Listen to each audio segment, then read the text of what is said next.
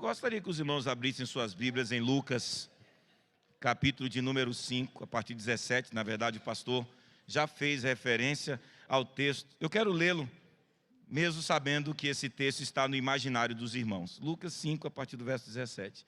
E aconteceu que num daqueles dias, Jesus estava ensinando e achavam-se ali assentados fariseus e mestres da lei, vindos de todas as cidades da Galileia, da Judéia, de Jerusalém. E o poder do Senhor estava com ele, com Jesus, para curar. Vieram então alguns homens trazendo um paralítico deitado num leito. Eles procuravam levá-lo para dentro e colocá-lo diante de Jesus, e não encontrando uma forma de fazer isso por causa da multidão, subiram ao telhado e por entre as telhas desceram o paralítico no seu leito, deixando no meio das pessoas diante de Jesus. Vendo-lhes a fé, Jesus disse ao paralítico: homem, os seus pecados estão perdoados. E os escribas e fariseus começaram a pensar: quem é este que diz blasfêmias? Quem pode perdoar pecados a não ser um, que é Deus? Jesus, porém, conhecendo os pensamentos deles, disse-lhes: o que vocês estão pensando em seu coração? O que é mais difícil dizer, seus pecados estão perdoados, ou dizer, levante-se e ande? Mas isso é para que vocês saibam que o Filho do Homem tem autoridade sobre a terra para perdoar pecados. E disse ao paralítico: eu digo a você, levante-se, pegue o seu leito e vá para a sua casa. Imediatamente ele se levantou diante de todos e, pegando o leito em que até então estava deitado, voltou para casa glorificando a Deus. Todos ficaram muito admirados, davam glória a Deus e, cheios de temor, diziam: hoje vimos coisas extraordinárias. A cura desse paralítico, pelo menos essa narrativa, tem uma consonância, se aproxima muito das narrativas que estão em Mateus 9, 1 a 8 e Marcos 2, 1 a 12. E é impressionante porque há uma observação feita no Evangelho de Mateus, aliás de Marcos, que a gente não percebe, não detecta nas notas narrativas, porque Marcos vai dizer que esse incidente ocorreu na cidade de Cafarnaum. E é interessante observar de que durante esse tempo que Jesus passou aqui entre os homens, ele elegeu a cidade de Cafarnaum como sendo praticamente a cidade que mais ele gostava de estar. Eu gosto muito de morar em Vitória. Mas Jesus não nasceu em Cafarnaum. Mas Cafarnaum foi se tornando esse seu lugar onde ele se sentia confortável, se sentia tranquilo. E você percebe nos evangelhos o quanto ele gostava de estar em Cafarnaum. É só você ler Mateus capítulo 9, verso 1, você tem quase com a expressão Jesus chamando Cafarnaum de sua cidade. E eu estou sentindo isso depois que eu decidi amar a cidade de Vitória, apesar de ser baiano. Porque Jesus, ele nasce em Belém, Jesus, ele foi educado em Nazaré, mas Jesus escolheu Cafarnaum para habitar desde que ele foi expulso pelos nazarenos. Essa narrativa, ela aponta para esse fato em Lucas 4, 14 a 30. É como se Cafarnaum quase que praticamente se transformou no seu quartel general. E Jesus foi se tornando extremamente famoso. E agora a gente está diante desse texto e muita gente agora está cercando Jesus. Tem muita gente próxima de Jesus. Tem muita gente que está fascinada, interessadíssima. Tem muita gente que o coração foi movido por um desejo absurdo de conhecê-lo, de ouvir os seus ensinamentos e até mesmo contemplar alguma coisa grande que ele poderia fazer novamente em Cafarnaum. Agora nós temos perto daquela casa os doutores da lei, os fariseus que estavam inspecionando a teologia de Jesus o tempo todo, mas uma grande multidão estava ali. E todos com o coração tomado de assalto por uma expectativa que ultrapassava talvez aquilo que fosse normal, que fosse natural, porque todos estavam dizendo dentro de si: alguma coisa vai acontecer. Aliás, eu não tenho dúvidas que hoje à noite alguma coisa de Deus está acontecendo em nossos corações, porque Jesus está presente aqui nesse lugar. E ao saber disso, nós estamos aqui porque quando alguém famoso se aproxima, geralmente gera uma expectativa muito grande, muito colossal, muito avolumada dentro da gente. Há uns dias atrás, o Zico apareceu em Vitória, muita gente fez de tudo para comprar um ingresso, só para ter o prazer de tirar uma foto com o Zico. Um dia desses, na praça, chamada Praça lá do Padre, porque foi uma praça em Vitória, visitada pelo Papa muito tempo atrás, um padre muito famoso, mas muito famoso da Igreja Católica. Todo mundo em Vitória ficou assim, ai, que coisa extraordinária, ele vai estar aqui. É uma praça gigante, irmãos, gigante, gigante, e a praça estava lotadíssima por causa de alguém que para muita gente se tornou esse objeto de admiração, esse objeto onde muita gente, quando vê essa pessoa, ovaciona, aplaude, porque gente famosa é assim. Jesus havia se transformado numa pessoa extremamente famosa. Sabe aquele camarada que quando aparece no Instagram, no Facebook, todo mundo vai curtir tudo que ele diz, tudo que ele coloca, tudo que ele pensa, tudo que ele propõe, tudo que ele expõe? Assim era Jesus. E agora algo maravilhoso acontece naquele momento. E a partir dessa narrativa eu quero compartilhar com os irmãos algumas lições, porque o pastor falou que vocês estão na pegada da nossa convenção, missões nacionais, e nós estamos proclamando que só Jesus Cristo salva, e nosso interesse é exatamente falar sobre Ele. E eu gostaria que os irmãos, nesse momento, abrissem o coração para algumas coisas que eu percebo nesse texto. A primeira coisa, todos nós, é impressionante, a gente quer Jesus, mas parece que para a gente se aproximar de Jesus, a gente precisa de amigos. Eu gosto muito de uma frase de um pastor batista que diz: pessoas precisam de Deus. Anote isso no seu coração. Mas pessoas também precisam de pessoas. Pessoas precisam de Deus, mas pessoas também precisam de pessoas. Porque, segundo o texto, 4 homens que provavelmente conheciam o paralítico se dispuseram. 4 homens, eles deferiram em seus corações. Eles tomaram a decisão muito, muito humana de se importarem com a dor daquele homem.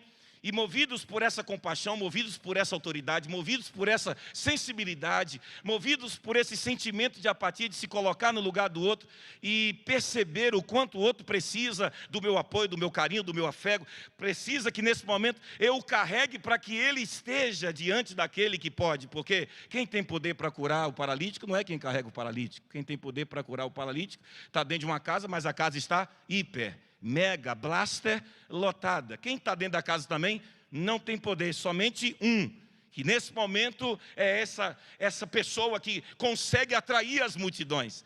Mas o texto diz que aqueles homens, eles estavam ali e carregaram, olha que experiência humana, olha que sensibilidade absurda, que é uma coisa que está faltando hoje no coração de muita gente. Concorda comigo? A sensação de que a gente vê a necessidade do outro, a sensação de que a gente enxerga aquilo que é carência na vida do outro, a sensação de que a gente detecta aquilo que para o outro seria muito importante receber, mas nem sempre a gente se move em direção à dor do outro. E segundo Leandro Carnal, bandido não tem amigos, bandido só tem comparsas. Por quê? Porque é muito bom ter amigos. Pastor Manu, ele me disse que vocês estão no extremo leste. Eu estava no extremo oeste. Confere Alphaville. E simplesmente ele veio ontem e hoje disse: eu vou te buscar. Eu disse: não precisa me buscar, eu vou te buscar. Saiu daqui, foi me buscar, me trouxe, me colocou numa casa sensacional, vocês entendem o que eu estou falando? Me recebeu com tanto carinho, com tanto amor. Irmãos, só um amigo sai do extremo leste para o extremo oeste. E amanhã diz que vai ficar o dia todo comigo, porque meu voo é 19 horas, em Campinas. Falou que vai me levar a todos os lugares bonitos de São Paulo. Vai cuidar de mim durante todo o dia. Sabe por quê? Porque um bom amigo é aquele que sabe acolher. O bom amigo é aquele que se importa com a gente. O bom amigo é aquele para quem a gente abre o coração, é para quem a gente expõe nossos sentimentos, nossas dores, nossas incoerências, nossas mazelas, nossos problemas, nossas idiosincrasias. A gente só se abre para um amigo, porque a gente não está se abrindo para um estranho. A gente está se abrindo para quem nos afaga, para quem realmente demonstra com as atitudes que se importa com a vida da gente e nunca está valorizando a gente por aquilo que a gente pode oferecer, mas valoriza a gente por aquilo que a gente é. Sinceramente, nós estamos precisando muito de 4 amigos que possam se importar conosco. Aliás, nós estamos precisando nessa noite missionária nos tornarmos esse tipo de gente. Esses 4 amigos são verdadeiros estereótipos missionários. Esses 4 amigos, eles representam esses símbolos missionários que devem nos inspirar. Esses 4 amigos, eles são essas experiências de gente que, por ter encarnado o amor de Cristo, conseguem sentir pelo outro o que Cristo sente por todos nós. Nós precisamos encarnar, nós precisamos nos travestir, nós precisamos receber de Deus agora essa iluminação que nos faz perceber de que o mundo está carecendo de gente como esses 4 amigos. E nós devemos ser essas pessoas, porque Milton Nascimento já diz que amigo é coisa para quê, irmãos? Para se guardar do lado esquerdo do peito. Amigo é coisa para se guardar debaixo de 7 chaves dentro do coração. Há uma citação interessante do filósofo grego Cícero que diz: em tempos duvidosos, amigo genuíno é conhecido. É tipo assim, na hora que o bicho pega, na hora que o lombo esquenta, nas horas que as adversidades se tornam mais intensas, na hora que a dor se torna muito mais agônica, na hora que a vida se torna muito mais complexa, na hora que a gente percebe que as coisas estão se desmoronando, se deteriorando na nossa vida, na hora que a gente sente que parece que sozinhos teremos que enfrentar situações que nos afetam, nos sangram, é nessa hora que gente como o pastor Manu chega na vida da gente. É nessa hora que gente usada por Deus diz: não, eu estou aqui, você não está sozinho, eu me importo com você. Agora, é preciso que nós entendamos que o fato de nos tornarmos e nos posicionarmos como esses amigos, isso não necessariamente está dizendo que você é responsável pelo outro. Por quê? Porque você precisa carregar os outros, mas os outros também precisam carregar você. A Bíblia diz que nós devemos carregar as cargas uns dos outros. Isso não significa que você, nesse momento, talvez diga assim: mas pastor, eu já tenho tantos problemas, eu já tenho tantas dificuldades, mas pastor, eu já carrego tantas tensões, eu já enfrento tantos dilemas, e você está dizendo que eu preciso me importar com o outro e também carregar a dor do outro? É isso mesmo. Porque o Evangelho, ele é essa dinâmica onde a gente entende de que alguém terá que carregar alguém, mas na perspectiva de que eu não consigo realmente resolver o problema desse outro, mas por eu conhecer quem já tirou o peso da minha vida, e por eu já ter tido experiência com quem realmente pode fazer a diferença na vida de alguém, e por ter recebido dele a graça, a bondade, a misericórdia dele, agora, depois de ter sido agraciado, depois de ter sido abençoado, eu agora me torno um instrumento pelo qual essa graça que me alcançou, alcança também a vida de quem precisa. Essa graça que me restaurou, agora também restaura a vida de quem está precisando de restauração. Essa mesma graça que me salvou precisa também passar por mim, mas não pode ficar em mim. Ela precisa ser compartilhada, ela precisa ser estendida, ela precisa ser dispensada a outros. Meus irmãos, esses 4 amigos, eles representam o jeito de ser um verdadeiro missionário. E deixa eu te dizer uma coisa. Alguém já disse que esses 4 amigos poderiam ser entendidos como os 4 amigos do Novo Testamento: Mateus, Marcos, Lucas e João. Por quê? Não foi através de Mateus, de Marcos, Lucas e João que a gente conheceu quem? Jesus. A revelação deles, aquilo que eles narraram, aquilo que eles falaram, aquilo que eles esboçaram, aquilo que eles sistematizaram, aquilo que eles trouxeram como informação. E é por causa de Mateus, Marcos, Lucas e João, 1, 2, 3, 4, através desses 4 amigos, cujos nomes dão nomes aos 4 evangelhos, através deles também conhecemos Jesus. Mas, meus irmãos, me faz lembrar também do 2º livro de Reis, capítulo 7, de 3 a 9, quando a Bíblia vai dizer que a cidade de Samaria estava passando por uma extrema fome. Vocês se lembram dessa história? E 4 leprosos descobriram que havia uma possibilidade daquela cidade superar aquela crise, e foi por causa desses 4 heróis improváveis que a cidade de Samaria conseguiu superar aquela circunstância adversa. Queridos irmãos, quem são esses 4 amigos aqui nessa igreja? Quem são eles? Porque os 4 amigos desse paralítico estão levando aquele paralítico a única pessoa que tem poder de recuperá-lo, que tem poder de resolver o seu infortúnio e o seu sofrimento. Aqueles 4 amigos entenderam isso e, de tanto que se importaram, conduziram o paralítico à pessoa que resolve a vida de qualquer um de nós. Mas a pergunta que fica é: e quem é esse paralítico?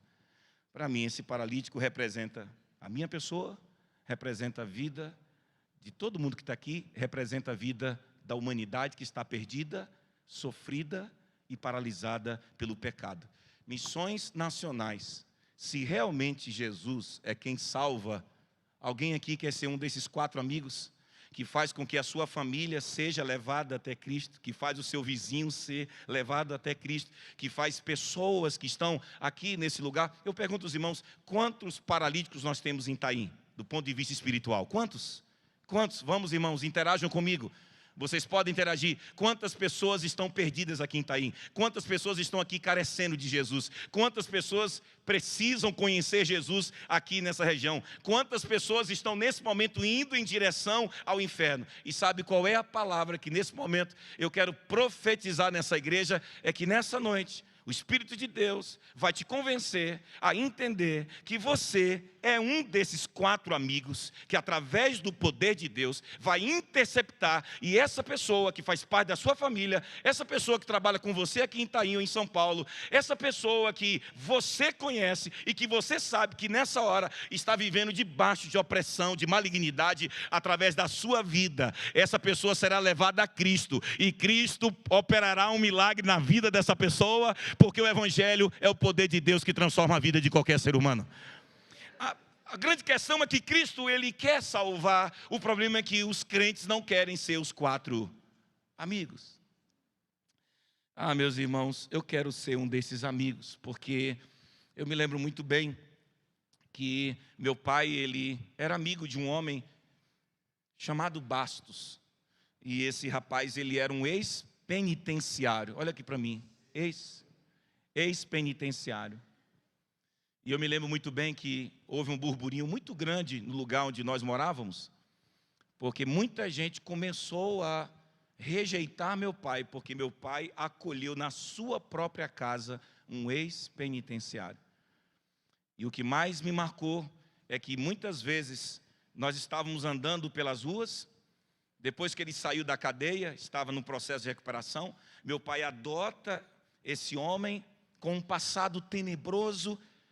E quanto mais nós ouvíamos as pessoas falando que meu pai estava cometendo uma loucura de estar com aquele homem, tentando conduzi-lo a Cristo. Eu me lembro muito bem que uma certa vez estávamos aproximando da igreja, quando de repente alguma coisa aconteceu que a gente até hoje não sabe o que realmente estava acontecendo, que fez com que ele dissesse assim: Edivaldo, se afaste de mim, se afaste. Você está correndo um grande perigo andando perto de mim.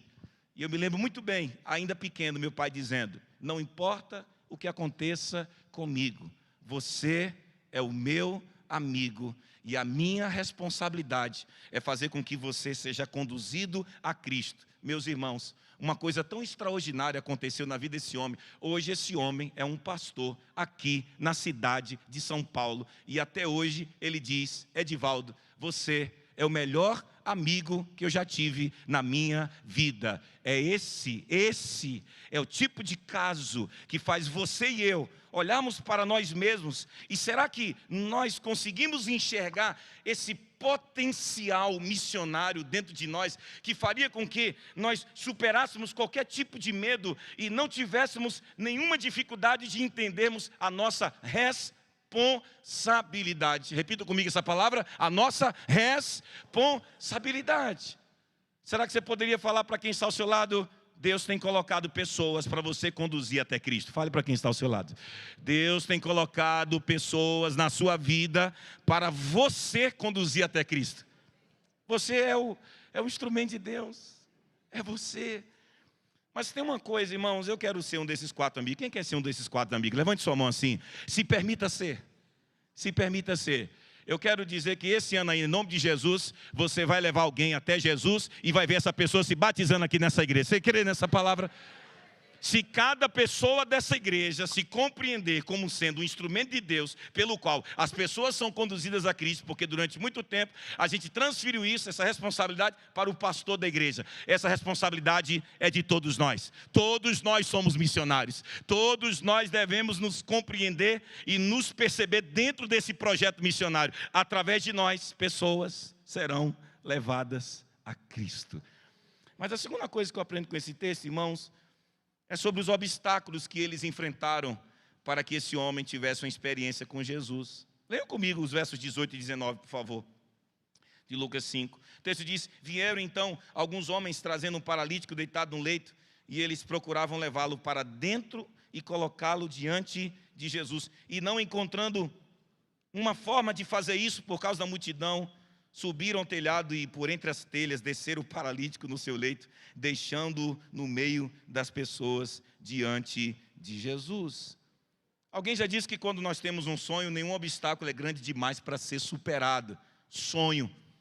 Por exemplo, eu estava passeando com um pastor, e o pastor começou a visualizar um monte de coisa, o pastor de vocês. E eu falei assim: Manu, se o que Deus está colocando em seu coração realmente acontecer, e eu creio que vai acontecer, porque eu sei o quanto ele tem esse potencial, meus irmãos, esse lugar ficará pequenininho. Ouçam o que eu estou dizendo. Se Deus confirmar aquilo que Ele já tem queimado no coração do pastor de vocês, essas cadeiras, elas vão ficar assim muito poucas diante daquilo que Deus vai fazer, porque essa igreja é muito linda, essa igreja ela tem um potencial, ela está localizada numa região estratégica. Deus, ao longo desses anos, já tem feito uma obra extraordinária através de todos aqueles que já passaram e através de vocês. E meus irmãos, abram os olhos, os campos estão prontos para a ceifa e Deus está derramando sobre vocês essa possibilidade de juntos vocês encararem esse grande desafio de vermos milhares de pessoas. Alguém aqui acredita? Milhares de pessoas aqui sendo batizadas nessa igreja, milhares de pessoas confessando Cristo como Senhor e Salvador, milhares de casas aqui confessando que Itaim já tem um Senhor Jesus Cristo de Nazaré. Agora, irmãos, vocês terão que se preparar para os obstáculos. Obstáculos estão vindo e vocês precisam estar prontos. Quais serão esses obstáculos? Por exemplo, esses homens tiveram que enfrentar o obstáculo da multidão, porque a casa está entupida de gente, a multidão, ela se tornou uma muralha intransponível. Eles não queriam deixar. Na verdade, a multidão estava, consciente ou inconscientemente, impedindo que aquele homem se aproximasse de Jesus. Aliás, nos evangelhos, a multidão sempre foi um problema, já perceberam isso? Porque quando você lê em Marcos 5, 25 a 27, a mulher do fluxo de sangue está tentando tocar em Jesus, mas a multidão está o quê? Está impedindo que ela obtenha aquilo que ela tanto desejava. Quando a gente lê Marcos 10, 48, o próprio cego Bartimeu está sendo repreendido por quem? Pela multidão. E é por causa da multidão que aquele homem também, ele poderia ter sido impedido, mas 4 amigos decidiram: nós vamos ter que superar esse obstáculo. E essa multidão aqui pode representar muita coisa na vida de muita gente, sim ou não? Essa multidão aqui. Porque nem sempre, quando você está na multidão, você já teve uma experiência com Jesus. Para você ter uma experiência com Jesus, não basta apenas estar na multidão, é preciso estar na presença dEle. Mas eles enfrentaram isso, e isso não foi capaz de impedi-los, e eles persistiram. Outro obstáculo que eles estavam enfrentando, o próprio peso, porque eles estão carregando o homem em cima de uma maca. Concordam comigo, segundo o texto? Então eles tiveram que carregá-lo, e não é fácil carregar o peso do outro. Porque se nós não precisamos carregar pessoas aqui em macas, mas carregar as pessoas em nossos corações, carregar as pessoas em nossas mentes, carregar as pessoas em nossos braços, isso a gente chama de empatia. É se colocar no lugar do outro e se perceber como esse suporte de Deus, esse suporte divino, para que pessoas que estão sobrecarregadas se sintam aliviadas por causa da nossa compaixão, que é capaz de fazer com que esse peso seja dividido. Eu fiquei imaginando as pessoas que estariam me ouvindo hoje à noite aqui e tentando acreditar que tem muita gente aqui carregando muitos pesos. Mas eu quero lhe dizer que Jesus vai cumprir aquela palavra que Ele mesmo disse: vinde a mim, todos que estão cansados e oprimidos, e eu vos Eis a questão, a gente lê esses textos e a gente acha que tudo vai cair do céu, porque é verdade, Jesus tem todo o poder para fazer qualquer coisa pelas pessoas, mas se tem gente aqui carregando peso, e por causa do seu peso está desistindo até de viver, não é porque Jesus não está fazendo uma obra na vida dessa pessoa, é porque provavelmente nós não estamos assumindo o nosso lugar. Quem entende isso aqui, levanta a mão. Faz sentido para vocês o que eu estou dizendo? O grande problema do ser humano hoje não é a falta de Deus. Deus existe, está aí, está se manifestando. O problema da sociedade é a nossa ausência na vida do outro. Porque se de fato nós nos entendêssemos como verdadeiros representantes de Deus nessa terra, se nós nos entendêssemos como verdadeiros missionários e que por causa e através de nós, Deus também faz com que a sua glória e com que a sua graça seja repartida a toda a humanidade. Então, o grande problema é que nós estamos esperando que Deus faça pelas pessoas aquilo que é dever nosso, é responsabilidade nossa. E aqui para nós, diante de um mundo absolutamente consumista, um mundo mergulhado no narcisismo e um mundo que o tempo todo faz com que a gente acredite que vida boa é viver em si e para si e lutar pelos meus sonhos, tem razão, porque muitos dos textos da Bíblia não fazem mais sentido até mesmo para muitos crentes. Por quê? Porque eles transferem para Deus, porque eles não querem se enxergar como verdadeiros instrumentos catalisadores e verdadeiros instrumentos pelos quais Deus, Ele faz a sua obra acontecer na vida das pessoas. Então, se vocês querem dividir o peso, comecem a praticar aqui dentro, carreguem o peso uns dos outros. Mais do que isso, saiam daqui, porque tem muita gente carregando o peso do pecado, o peso da depressão, o peso do desespero, mas aqui eu estou pregando para verdadeiros missionários, que ao saírem daqui, se colocarão à disposição de Deus, e em carregando o peso das pessoas, elas perceberão que tudo isso é por causa do Jesus que habita em nossos corações. Mas outro grande obstáculo, o próprio telhado. Tiveram que destelhar o telhado. É claro que o telhado não era tão difícil até deles tirarem, porque geralmente as casas eram bem baixinhas, mas é impressionante que eles enfrentam tudo. A própria crítica, porque logo depois eles também serão alvos de críticas. O próprio Jesus também foi alvo de crítica feita pelos fariseus. Meus irmãos, carregar o peso do outro. Puxa, eu disse, o que é que eu contaria nessa hora no sermão?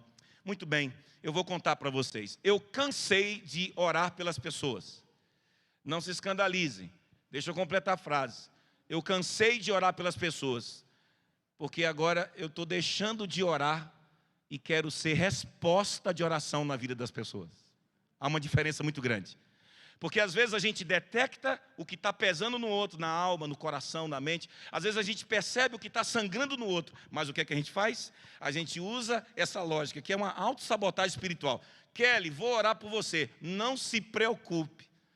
Na verdade, eu diria o seguinte, Kelly, eu quero ser resposta de oração na sua vida. E eu vou dizer para os irmãos que algo aconteceu comigo nesses últimos dias, porque eu tenho uma escola chamada Arnulfo Matos. Arnulfo Matos. É uma escola próxima à nossa igreja. Eu disse, meu Deus, a nossa igreja precisa ser resposta de oração. Vamos parar de orar por Vitória, vamos ser resposta de oração para a cidade de Vitória. E há 2 semanas, mais 2 meninos cometeram suicídio. Isso acontece em São Paulo também, não acontece? Dentro da escola. Uma situação muito grave, muito complicada. E eu estava viajando e o diretor da escola ligou para mim e disse assim, pastor, você pode vir aqui na escola? Eu disse, rapaz, eu estou de férias, descansando. Ele disse, pastor, pelo amor de Deus, mais 2 meninos cometeram suicídio, precisamos do seu carinho. Pastor, eu não estou suportando mais esse peso. Toda hora é um suicídio, toda hora é alguém que é morto na frente da escola pelo tráfico. Pastor, o peso está intenso. Pastor, eu preciso que alguém divida essa carga comigo.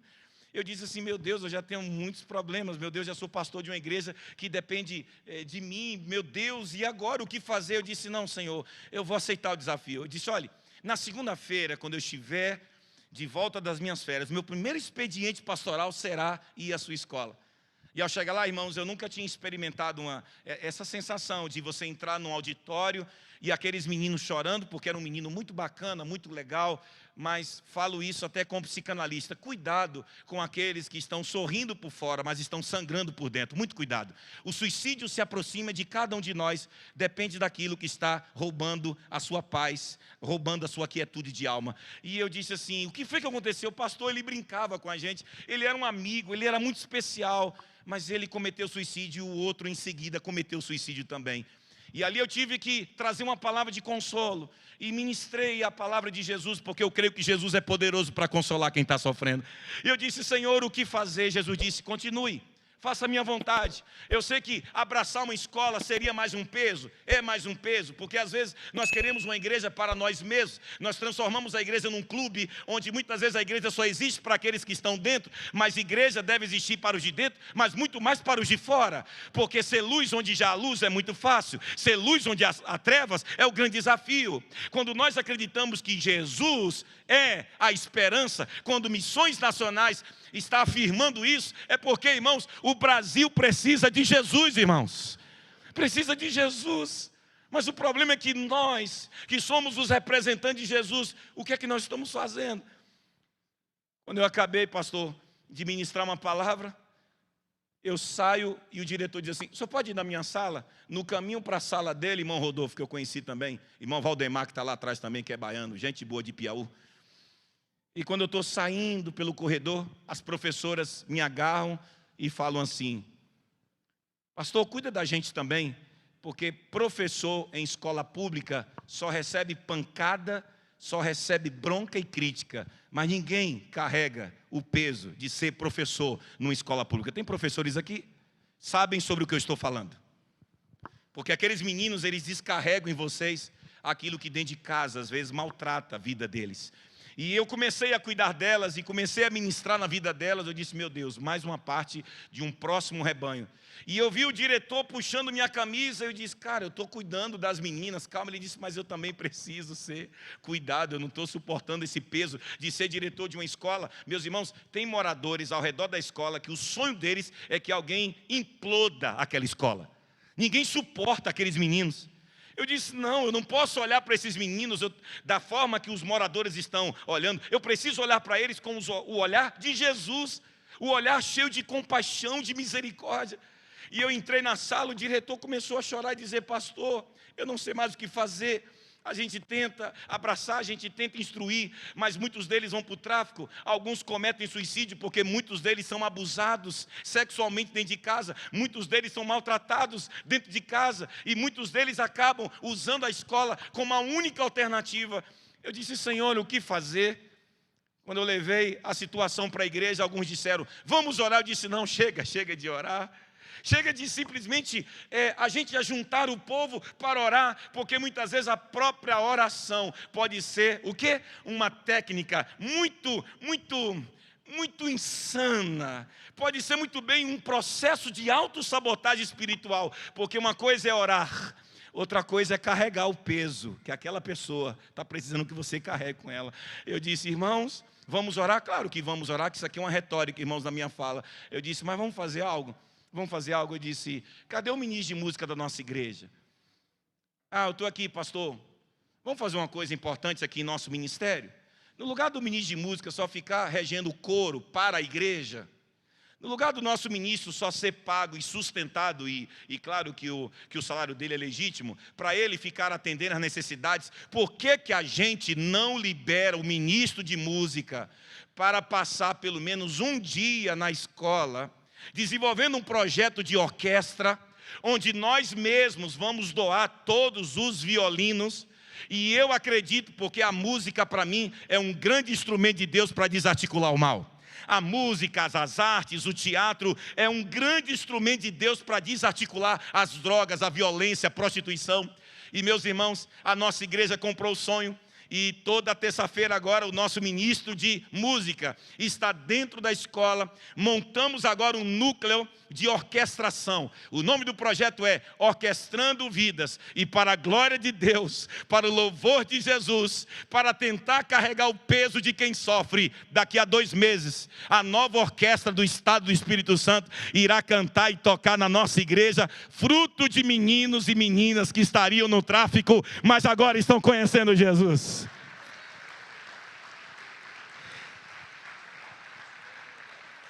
Eu fico tentando imaginar o que é que a PIB de Itaim pode fazer por esse povo.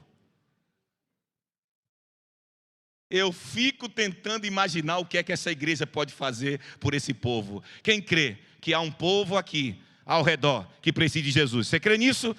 Diga para quem está ao seu lado, é sua responsabilidade. Falei, é sua. E agora? O que vamos fazer por Itaim? O que é que nós vamos fazer por São Paulo? O pastor me mostrou, irmãos, eu disse assim, meu Deus, vai ter que ter um lugar muito maior. Porque muita gente vai se converter aqui nesse lugar, muita gente. Muita gente vai se converter nos grupos multiplicadores, muita gente. Porque o homem que Deus colocou aqui tem visão. E se essa igreja disser, pastor, eis-me aqui, eu quero ser um desses 4 amigos, eu quero ser. Eu quero conduzir pessoas até Jesus. Mas, meus irmãos, existe uma outra situação, que eu gosto muito desse texto, eu já estou me encaminhando para o final. É que eles também tiveram que superar aqueles obstáculos com 3 coisas importantes que precisam estar aqui, alojadas em nossa alma. Primeiro, a perseverança, porque você vai, a multidão está barrando. E aí você olha para os 4 cantos e percebe que ou a gente persiste, ou a gente persiste, ou a gente persiste, ou esse camarada aqui não vai ter contato com Jesus. Irmãos, eu chorei porque eu e o pastor Manu foi testemunha, estávamos numa conferência que não era mais uma conferência nacional, nós estávamos numa conferência internacional, com gente da França, gente de Portugal, o pastor é testemunha disso, mas hoje, pastor, enquanto você estava aqui pregando, e eu tive que estar lá, para esperar depois o pastor Manu me buscar, meus irmãos, um pastor da França, ele se encontrou e a gente começou a bater papo, e a igreja dele tem 60 membros, 60. Por isso que quando eu entrei aqui, eu disse, meu Deus, que igreja linda, que igreja maravilhosa. Às vezes a gente reclama porque não tem isso, porque não tem aquilo, porque é janela, porque é isso. Meus irmãos, essa igreja é linda demais, meus irmãos. E, infelizmente, nós temos muito murmurador em nosso meio, muito murmurador. Tem muita gente que, por não ter a visão missionária, começa a murmurar, porque não conhece a realidade. Porque quando a gente vai e olha para os campos missionários, você se encontra com esse pastor, como eu me encontrei, e ele dizendo que às vezes demora 20 anos para um francês se converter. 20 anos, irmã Kelly, para um francês se abrir para uma nova crença. E ele me contando que uma pessoa, que nesses últimos 3 anos, uma pessoa, que ele investiu a vida, e essa pessoa se converteu, e ele chorou. E ele dizendo, pastor, vocês precisam ainda aproveitar, porque o Brasil ainda é um país onde a gente pode fazer movimentos que na França a gente não pode, pastor. Os pastores de Portugal clamando por ajuda, porque nós não temos seminaristas portugueses em Portugal para plantarmos igreja, porque lá é uma sociedade pós-cristã. Meus irmãos, estamos ainda em um país que nos é permitido falarmos de Jesus para qualquer pessoa, em qualquer lugar. E quando eu vejo neles, eu vejo perseverança. Em nós, eu vejo acomodação. Eu vejo só acomodação. Eu escrevi um livro chamado Individualismo, um câncer na igreja pós-moderna.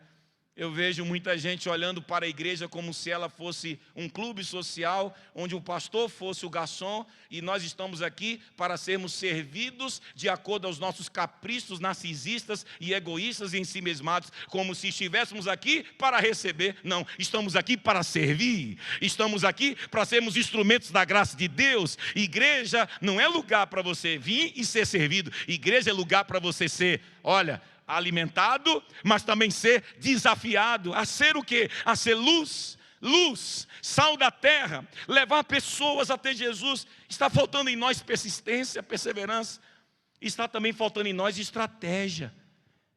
O pastor me apresentou essa quadra aqui, já estou vendo milhares de jovens e adolescentes se convertendo aqui nessa quadra, já estou vendo. Vocês não estão vendo, não? Vocês não estão vendo? Eu estou vendo. Milhares de jovens se convertendo. Olha o que Deus deu a vocês. Aqueles homens disseram, não, vamos dar um jeito, vamos entrar o camarada pelo telhado. Por quê? Porque uma alma vale mais que o mundo inteiro. Quando a igreja se torna missionária, ela desenvolve estratégias. Porque, meus irmãos, de uma coisa eu sei, eu não posso salvar a vida de ninguém. A vida de ninguém, é ou não é verdade? Mas o que for necessário para fazer, nós vamos fazer. Eu não salvo, mas eu posso usar todas as estratégias possíveis para que eu leve as pessoas que eu não posso salvar até a presença de quem tem poder para salvar e mudar e transformar a vida de qualquer ser humano. Por exemplo, me perdoe os irmãos aqui mais tradicionais, eu também sou de uma linha tradicional, os irmãos fiquem tranquilos, mas, por exemplo, lá na escola, eu perguntei para os meninos, vocês gostam de que tipo de música? Eles falaram, pastor, nós gostamos de pagode. Eu disse, meu Deus, pagode. Falei, e agora, Senhor? Pagode. Eu sei que os cabeças brancas já estão aí, calma, irmãos. E agora, Senhor, o que fazer? Aí eu chamei os jovens da igreja e disse, nós temos, esse é o nosso campo missionário, essa escola. Nós vamos mudar a história dessa escola. Quem diz amém para isso? Nós vamos mudar a história da vida desses jovens e adolescentes. E aí eu chamei os jovens, eles disseram, pastor, nós temos uma estratégia. Vamos fazer um evento na nossa igreja para atraí-los. E o nome do evento é Pagode. Quem entende inglês aí? Louvado seja Deus. Quem entendeu? Tem gente aí que está processando o download ainda, que não fez FIS, que não fez, né, CCAA. Vai comigo, pagode, ó que legal. Meus irmãos, quando nós queremos levar alguém a Jesus, a gente repensa as nossas estratégias, a gente repensa o nosso jeito de comunicar o Evangelho, porque o que importa é levar a pessoa até Jesus.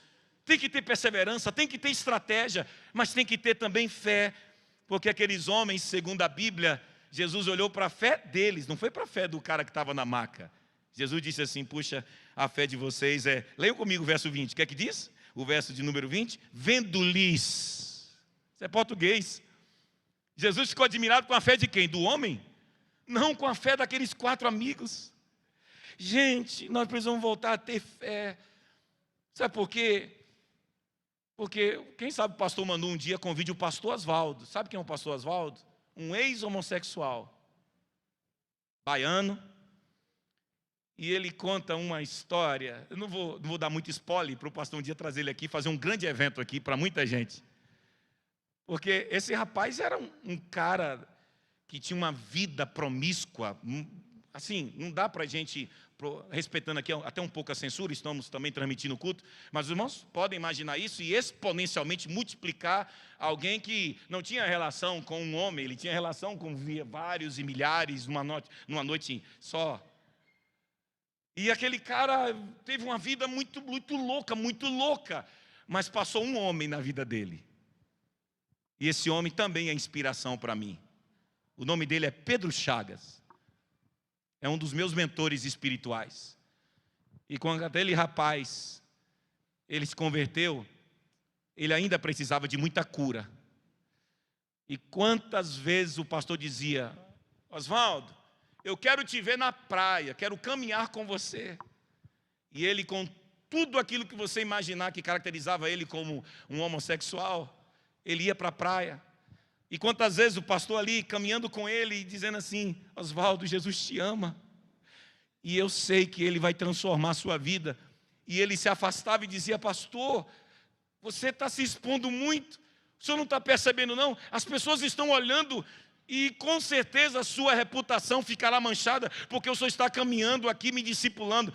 E o pastor Pedro dizia, eu acredito na sua mudança, eu acredito, porque eu não posso desistir daquilo que Deus disse para mim que vai fazer na sua vida, através da minha vida. Meus irmãos, esse rapaz, eu não quero dar spoiler, porque quem sabe um dia ele estará aqui. Esse homem foi transformado. Hoje esse homem, ele tem esposa, ele tem filho, e ele anda pelo Brasil inteiro dizendo que o Evangelho é o poder de Deus que transforma a vida de qualquer ser humano.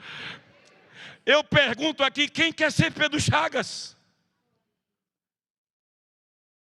O problema é que a gente quer que, pastor, eu queria que meus filhos, eles mudassem. Se seus filhos, eles estão precisando de mudança, seja você o instrumento de Deus na vida deles. Sabe, parece-me que a gente não se sente responsável. A gente não se vê nesse lugar, pastor. E Deus quer fazer, Deus quer transformar, Deus quer operar milagres. Eu quero aqui lançar uma palavra, que até domingo que vem, você vai trazer alguém para Jesus, até domingo que vem. Quem recebe essa palavra aqui? Aí você diz assim, pastor, não, pastor, até domingo que vem minha agenda é tão apertada, meus irmãos. Se hoje ouvides, quem completa para mim? A voz do Senhor teu Deus. Não endureça, porque é incrível que quando a gente está pregando sobre bênção, sobre milagre, recebe sua cura, né? Sua vitória tem sabor de mel, é tanta glória, é tanta bênção. Meus irmãos, o maior chamado de Deus é para sermos cooperadores dele nessa terra.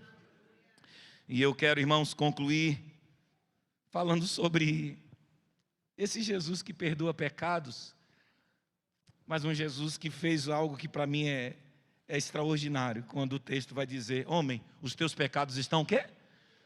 Perdoados. Mas ele precisava de perdão para pecados ou cura para paralisia física? Do que ele mais precisava? Jesus, ele faz uma coisa muito bacana.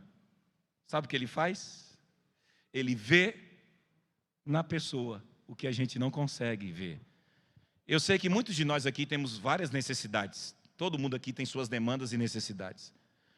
Mas a maior necessidade do ser humano é de salvação.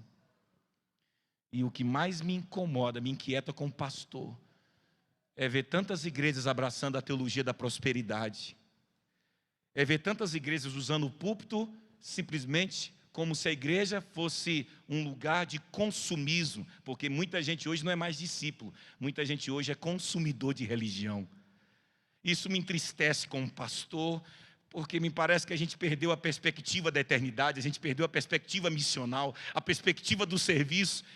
E com isso, eu vejo também, muitas vezes, as pessoas preocupadas com o futuro do Brasil. Quero declarar aqui, porque eu tenho certeza que é isso que meu amigo Manu fala aqui. Meus irmãos, quero dizer para vocês que não importa o que aconteça, Jesus continua sendo o Senhor da nossa vida, dessa nação. Ele continua sendo o Senhor sobre tudo e sobre todos. A nossa fé está nele. Porque o problema do Brasil não é simplesmente um problema moral, não é simplesmente um problema econômico. O problema do Brasil não é um problema simplesmente político. O problema do Brasil é um problema espiritual. O Brasil carece de Jesus. Porque se Jesus entrar na vida da gente, alguma coisa linda acontece. Porque o homem que estava cativo, saiu como depois? Ele recebe o toque de Jesus, e quem vivia prisioneiro do leito, saiu como? Andando. Nessa noite, eu declaro libertação aos cativos. Liberdade. Liberdade é uma das palavras-chave do Evangelho. O homem estava aprisionado em seu leito, saiu andando, livre. Segundo, aquele homem, ele foi carregado, mas saiu como? Depois de Jesus. Era levado, era carregado, porque não tinha força, não tinha pujança mais dentro de si, não tinha nada dentro dele que lhe desse condições mínimas de ser autônomo e dono do seu próprio nariz. Chegou carregado, saiu como? Carregando a própria maca. Já perceberam isso no texto? Sabe por quê? Porque quando Jesus vem, Ele alivia o nosso peso, a gente se torna capaz de carregar o nosso peso, porque agora Ele está em nós, mas para uma missão, aprender a carregar o peso de outros. Sabe qual é o grande problema de muito crente? É que recebeu de Jesus a graça, se sentiu como depois da graça?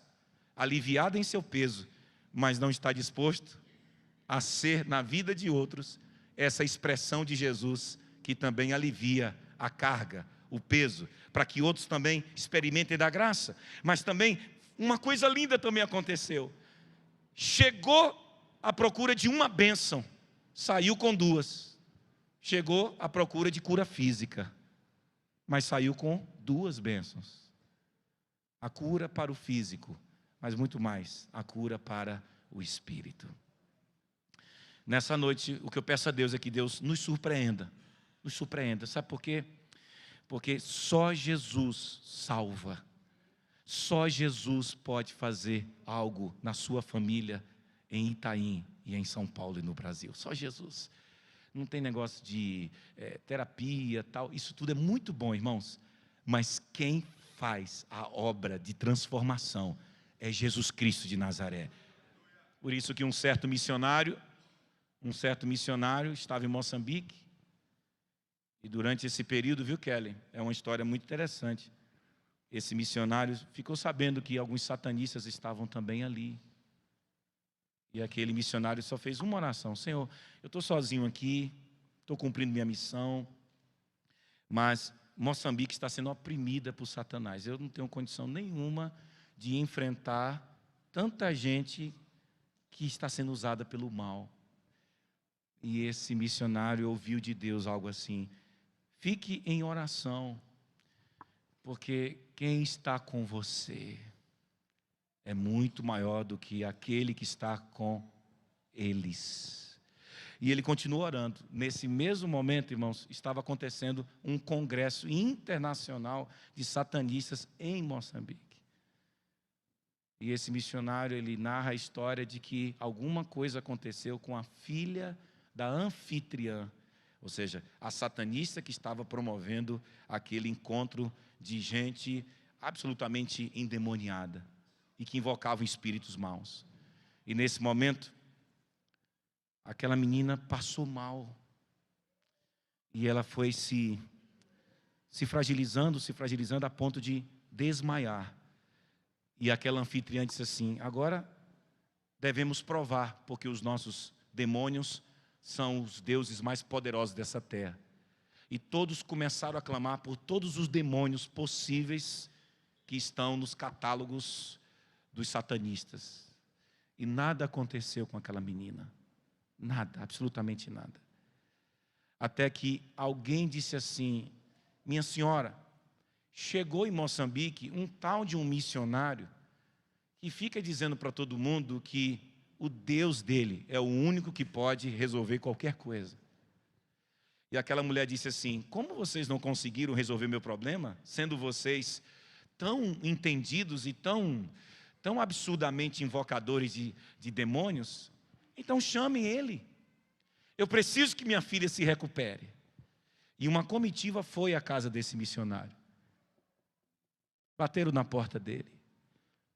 E quando ele ouviu o barulho de alguém batendo em sua porta, ele escutou aquela voz de Deus que não é audível, mas é uma voz que vem lá de dentro e diz assim: meu filho, agora pode ficar de pé, abrir a porta, porque esse pessoal vai saber quem é o Deus Todo-Poderoso. E ele se levanta, simplesmente recebe aqueles homens, e aqueles homens dizem assim: olha, nossa senhora, nossa anfitriã está convidando você, a filha dela passou mal, e ela quer que você ore em nome do seu Deus. E ele foi. E simplesmente ao chegar ali, irmãos, tomou aquela criança em seus braços e disse: Deus, olha, é a grande oportunidade que eu tenho para que esse povo comece a entender quem é Jesus. Senhor, se tu não quiseres, o Senhor não precisa provar nada para ninguém, mas se o Senhor entender que isso aqui faz parte do teu propósito, agora você ali com aquela criança em seus braços, aquela mulher chorando e aqueles satanistas ali torcendo para que nada acontecesse. E ao terminar de orar, aquela menina recobrou os sentidos. Ela foi ganhando força, ficou em pé, com toda a sua saúde recuperada e plena. Não era para você ter dado glória a Deus agora, não era. Não era. Porque às vezes a gente vem em busca de uma bênção, tem uma muito maior. A bênção maior não foi a cura da menina. A bênção maior é que esse missionário conta que todos aqueles satanistas se prostraram e começaram com a boca a declarar: só Jesus Cristo é o Senhor sobre todas as pessoas. Meus irmãos, nós precisamos crer nisso. Precisamos acreditar, voltar a acreditar nisso. E eu sei que tem irmãos aqui que têm parentes que ainda não são crentes. Eu sei que tem irmãos aqui que têm vizinhos ainda que precisam ser conduzidos a Jesus. E enquanto alguém pode ministrar uma canção, Eu quero orar pelas pessoas que você gostaria de, nesse momento, colocar diante de Deus. Ou você que está aqui nos visitando, não sei, se você gostaria de hoje ainda ter um encontro com Jesus. Só Jesus Cristo salva. Só Ele tem poder para mudar a vida das pessoas. Mas se você que está aqui e me ouviu, e gostaria de apresentar a vida de alguém, seja seu esposo, sua esposa, seus filhos, um parente, um amigo, alguém da faculdade, do seu trabalho, diante de Jesus, eu convido você para vir aqui à frente, eu quero orar. Se você se sente um desses 4 amigos, se você se sente agora na responsabilidade de orar por essas pessoas, se você conhece pessoas que precisam da graça, precisam do poder de Jesus, precisam da salvação que só Ele pode oferecer, vem cá na frente, vem cá, meus irmãos, tem espaço aqui para todos aqueles que querem. Se você se entende nessa responsabilidade, vem cá na frente, assim, como alguém que diz assim: Jesus, eu quero ser um desses 4 amigos, eu quero ser alguém que consegue se compreender como esse instrumento de Deus, para aliviar o peso na alma, no espírito de muita gente que está clamando por Jesus, clamando por Jesus. Na verdade, talvez hoje à noite, você não seja apenas um daqueles 4 amigos que tenha que carregar alguém até Jesus. Talvez você esteja precisando também que alguém se importe com você. Eu não sei o que está acontecendo com você. Vou falar bem baixinho agora. Eu não sei o que está acontecendo com você. O que eu sei é que eu cheguei num ponto da minha vida que não é a retórica, não é o jeito de falar, não é o bom português. Alguma coisa aqui nessa noite só acontece se Jesus estiver aqui agindo. Não é a estrutura da igreja, não é a tecnologia, não é nada. O problema é que parece-me que nós perdemos essa fé. A gente está dependendo das nossas forças. Você conhece alguém complicado? Você conhece uma pessoa complicada em sua vida? Quero te dizer que Jesus pode transformar a vida dela. Tem sim, Jesus continua sendo o mesmo Deus. Mas você também que está aqui, eu não sei que tipo de peso você tem carregado. Eu não sei. Eu quero que você saiba que eu vou embora amanhã, mas eu peço a Deus que nessa hora eu tenha sido talvez aquele amigo que apareceu do nada, um amigo que foi trazido por outro amigo, porque é assim, são 4 amigos e tem um 5º que está doente, mas só o 6º pode resolver o problema dos 4 que carregaram e daquele que foi carregado. E eu quero te dizer que Jesus está te abraçando aqui, Jesus está te acolhendo, Jesus está dizendo assim: transfere para mim esse peso, transfere para mim essa carga. Você está tentando dar conta daquilo que você não tem capacidade para dar, não tem. E se você conhece alguém que está vivendo nessa crise, como essa pessoa que estava, diga para ela que em você não há esse poder, não há. Você não tem essa competência, mas diz assim para ela: se eu não posso, eu quero ser pelo menos os ouvidos que acolhem a sua dor. Eu quero ser os abraços que te acariciam porque você está sofrendo. O que o mundo está precisando não é que você recite versículo bíblico. O mundo só está precisando de alguém que diga: você não está sozinho, eu estou aqui com você. Jesus quer mudar a sua história. A gente vai cantar aqui essa canção e eu vou orar por vocês. Aliás, eu vou orar e depois a gente canta. Senhor,